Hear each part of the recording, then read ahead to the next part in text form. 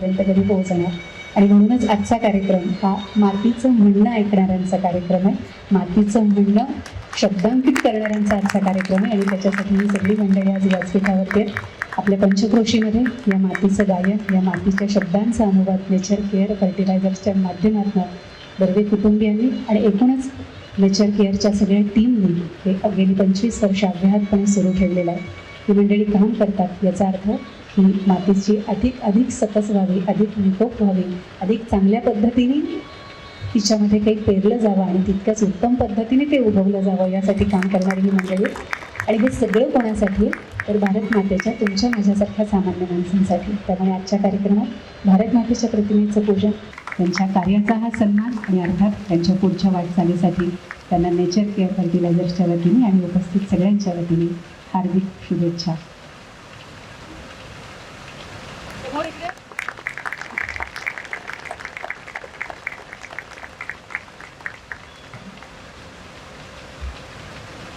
पुढचे आपले पुरस्कारार्थी आहेत, ज्यांना मी अतिशय सन्मानाने पुन्हा एकदा व्यासपीठावरती निमंत्रित करते. त्यांनी सन्मान स्वीकारण्यासाठी व्यासपीठावरती यावं. जो 60% शेतकरी आमचे होते ते आता 45% फक्त शेतकरी राहिलेले आहेत. आणि आजचा डेटा असा सांगतो की दर महिन्याला 2000 लोक शेती सोडतायत. आणि मग ही जर वाचवायची असेल तर हे जे खरे योद्धे आहेत, हे जे खरे शेतीत ज्यांनी गाडून घेऊन काम केलंय, यांचा उचित सन्मान करणं, त्यांना समाजासमोर आणणं, त्यांना व्यासपीठ मिळवून देणं. आणि म्हणून नेचर केअरने हा उपक्रम गेल्या वर्षी आपण सुरू केला. ही त्याची पार्श्वभूमी. आणि जाता मला एकच विनंती करायची आहे सर, ते शेवटी आपण सहज जातो, डॉमिनोज पिझ्झामध्ये असेल ते बिल देतो, पण तिथे आपण भाव करत नाही. पण सहज बाजारात गेलं की मात्र आपण शेतकऱ्याकडे भाव करतो. आजच्या दिवशी शेतकऱ्याकडे भाव करणार नाही असा एक विचार जरी आपण इथनं घेऊन गेलो तरी त्या शेतकऱ्याला बरंच काही मिळेल असं त्या निमित्ताने मला वाटतं. शहरामध्ये बसून इंस्टाग्रामवरती खूप जण स्टोरी आणि बऱ्याच गोष्टी पोस्ट करत असतात किंवा शेतकऱ्यांना काय तुम्ही कशाला हे वापरता, कुठली तुम्ही काय कीटकनाशकं वापरताय, तुम्ही लोकांच्या जीवाशी खेळता, हे सुद्धा बोलणारा एक खूप मोठा वर्ग आहे. पण त्यांना जोपर्यंत मी कायम म्हणते की तुम्ही या, जिथे जवळचं शेत असेल ना तिकडे जाऊन तुम्ही पहिल्यांदा काम करा. 3 सलग दिवस तुम्ही काम करून दाखवा आणि त्याच्यानंतर जे काही तुम्हाला ज्ञान द्यायचंय त्या ज्ञानाला तुम्ही सुरुवात करा. तुम्हाला बोलण्याची सुद्धा शुद्ध राहणार नाही इतके तुम्ही ऑलरेडी दमलेले असाल. ह्या सगळ्या गोष्टींची जाणीव आहे म्हणून तुम्ही करताय त्या कामाचं खूप जास्त महत्त्व आणि कौतुक आहे. आणि त्यासाठी मानावे तितके आभार कमी पडतील. कारण आज मी जी उभी आहे किंवा भविष्यात आणखीन 25 वर्षांनंतर मी माझ्या गुडघ्यांवरती नीट उभी राहू शकणार आहे का, मी उभी राहू शकणार आहे का कुठल्या तरी हॉस्पिटलमध्ये असणार आहे, ह्या सगळ्या गोष्टी ठरणार आहेत ते शेतकरी काय पिकवतोय, कसा पिकवतोय ह्यावरती.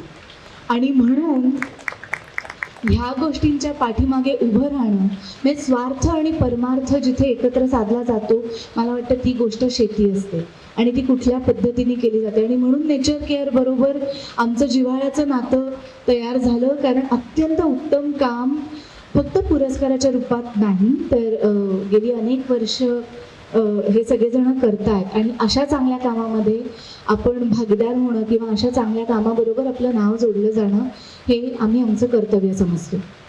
जे खातो ते चांगलं आहे की नाही, डॉक्टर नंतर. तो 2 गोष्टीत खूप मोठा फरक आहे, हेल्थ आणि वेलनेस. हेल्थ म्हणजे फक्त तब्येत.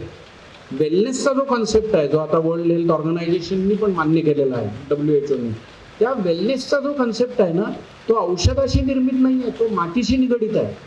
जे मातीतनं निर्माण होतं आणि जे आपण खातो आणि आपली जीवन पद्धती जशी आहे त्याच्यामुळे आपली तब्येत चांगली राहण्यासाठीची घेतलेली काळजी, हा तो वेलनेसचा कॉन्सेप्ट आहे.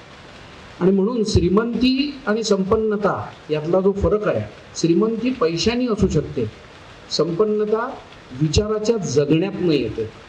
मला नेचर केअर फर्टिलायझरचं त्याच्यासाठी अभिनंदन करावं असं वाटतं या पुरस्कारातनं की बर्वे कुटुंबानी श्रीमंतीच्या सोडून संपन्नतेला जास्त महत्त्व दिलं.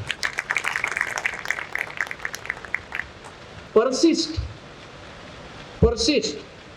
अँड परसिस्ट म्हणजे काय? टिकून राहा आणि टिकून राहा. हे सगळे तुम्ही जे इथे आहात ना आत्ता जे काम करतायत ते 5 पुरस्कारार्थी आहेत, टिकून राहा, टिकून राहा आणि टिकून राहा. म्हणजे काय होणार, हे 5 नाही 500 होतील, 500 नाही 5000 होतील. हे या पुढीपुरतं मर्यादित नाही, हे पुढच्या पिढीसाठी तुम्ही काम करताय. We are in a sustainable agriculture which is cyclic. Cyclic म्हणजे काय, सायक्लिक म्हणजे काय, जो खरा मंत्र आहे तो आपण विसरून गेलोय. आणि सायक्लिक म्हणजे जी जी गोष्ट मातीत टाकल्यानंतर ज्याचं कंपोस्ट होतं ते मानवासाठी स्नेही आहे, ते आपला मित्र आहे. मी मेलो पाहिजे तरच माझ्या मुलीचं बरं होणार, हे सायक्लिक आहे. सिंपल. आणि शेती तेच शिकवते. एक दाणा त्याचे 10 दाणे, 5 खाल्ले 4 टाकले त्याचे 400 खाल्ले 300 टाकले त्याचे 3000. सायक्लिक. पण शेतीतली प्रत्येक गोष्ट बाबा बरोबर आहे ना, त्याची कंपोस्ट होतं. आणि ज्याचं कंपोस्ट होत नाही ते निसर्ग विरोधी आहे.